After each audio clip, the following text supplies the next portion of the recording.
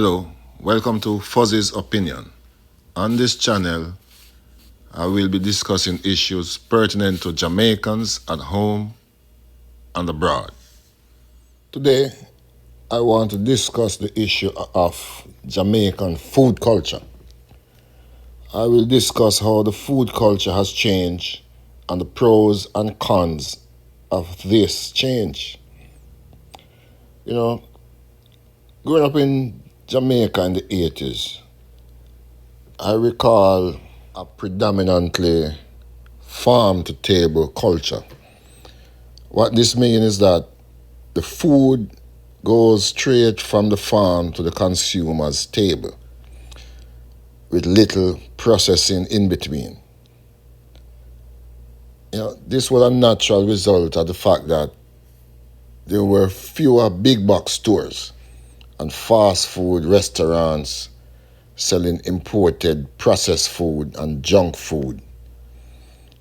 A typical kid in the 80s would go to school with a lunch bag with a wholesome meal often prepared by his parents. The same was true for adults in the workplace in those days. But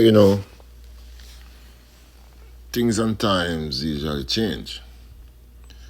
And somewhere along the line, there was a cultural shift which facilitated the proliferation of fast food chain restaurants commonly seen in American cities.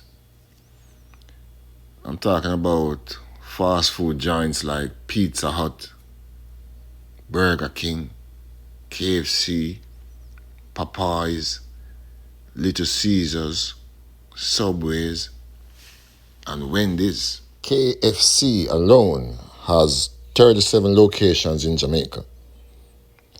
That might not seem a lot, but when you check it, that's more than the number of KFCs in Los Angeles, which is a city of 3.8 million, as opposed to Jamaica's 2.8 million. By the way, Los Angeles has 29 KFCs in the whole city. 29 KFCs. Jamaica has 37. Now, the question is, what's behind the rise of fast food culture in Jamaica? This increase can be attributed to several factors, which include more foreign direct investment. Foreign direct investment, that just means that more foreigners investing in business in the country. This also has to do with Jamaica becoming a more fast-paced society, where you have more educated professionals with more disposable income, but less time. So, it's not like back in the day when grandmother used to have a lot of time on her hands to do all type of stuff in the home. This is more of a eat on the go kind of culture, because people are more busy nowadays. Now, the question is the fast food industry good or bad for Jamaica? Well, it must be noted that the fast food industry has become a critical component in the economic engine of Jamaica in terms of providing jobs and contributing significantly to the GDP. The fast food industry has a revenue of at least $700 million per year in Jamaica. In addition to providing jobs for thousands of Jamaicans, it also provides opportunities for local farmers, given that 60% of the produce used in those restaurants are locally sourced. So, is there a downside here? Well, the link between poor diet and poor health outcomes is well known. So it's fair to say we can brace ourselves for an increase in certain lifestyle diseases in Jamaica. Now let's look at some data. Okay, so this is a 2017 study. It's called the Jamaica School Health Survey Study. It was done on school children. And they found that 24% of the kids were overweight, with another 10% obese. They also found that at least about 45% of the kids were eating fast food at least 3 times a week, probably for lunch and everything. And they also found that 68% of kids were drinking carbonated soda on a daily basis. This looks like a troubling trend to me. Now, let us continue to look at some data. What we have here is a graph showing the 3 leading causes of death in Jamaica. These are diabetes, strokes, and heart disease. You see, diabetes, about 2,400 people die per year from diabetes. With strokes, that number is about 2,500 per year. And heart disease, that's about, call it about 1,700 per year die from heart disease.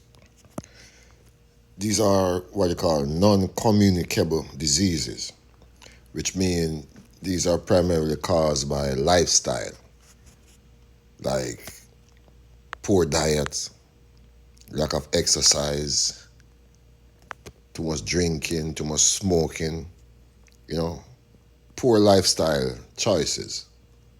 These are what cause these diseases. And it must be noted that these 3 diseases, diabetes, strokes, and heart disease, account for 36% of all deaths in Jamaica. 36% of all deaths, just these 3 diseases. Now, all this disease burden is going to come at a cost to the government.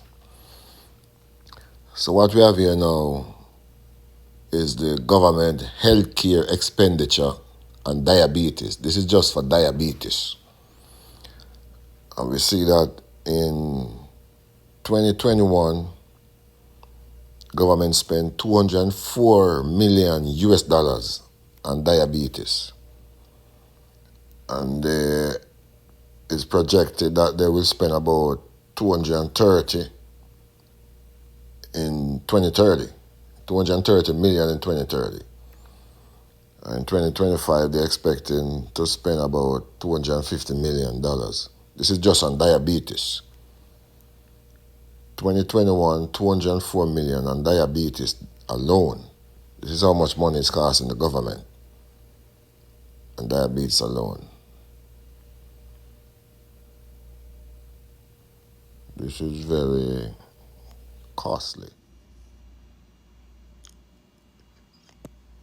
Now, let us look at the government budget for 2021. This is the year 2021. We're going to look at the budget for 2021. We see that for education, government allocated $118 billion. This is Jamaican dollars we're talking, $1 billion. For national security, it was $93 billion. And for healthcare, $77 billion, Jamaican dollars. But $77 billion, when you convert that to US dollar, that's about 490 million US dollars. I remember I told you that in 2021, the government spent $204 million on diabetes alone. So that means the government spent 41% of the healthcare budget on diabetes. 41%. That's very alarming.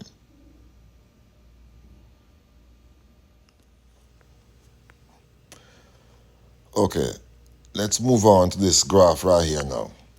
This is a graph showing the prevalence of diabetes. And they're comparing 2 years, 1961 and 2020. Prevalence, when you talk about prevalence, it just mean like, all right, for example, if you have 200 people in the population and there's a prevalence of 10% of a particular disease, it means 20 people have that disease. That's what they mean when there's a prevalence. So now we see in 1961, there was a prevalence of diabetes of less than 2%, about 1.5%. By the time it got to 2020, prevalence shot up to about 12%. That's a big move. Now, when you factor in population, you realize that in 1961, 21,000 people had diabetes based on the population at the time. And in 2020, about 300,000 people had diabetes, and probably still have it.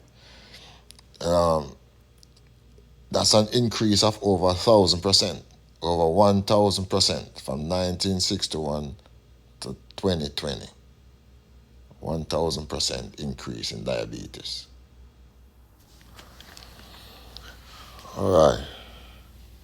Chronic illnesses not only put a strain on the society at a macro level in terms of healthcare costs and all those things, but also at a micro level where such diseases can result in serious hardship for families that have to endure the loss of a breadwinner due to death or reduced physical capacity that often compromises an individual ability to earn a living. So in summary, what I'm saying is that although the fast food industry might have some positive benefit in terms of providing jobs and adding to the GDP, I believe in the long run it would cost the society more in terms of healthcare costs and reduce productivity among the population due to illnesses. That's my opinion. That's Fuzzy's opinion. Like, share, and subscribe.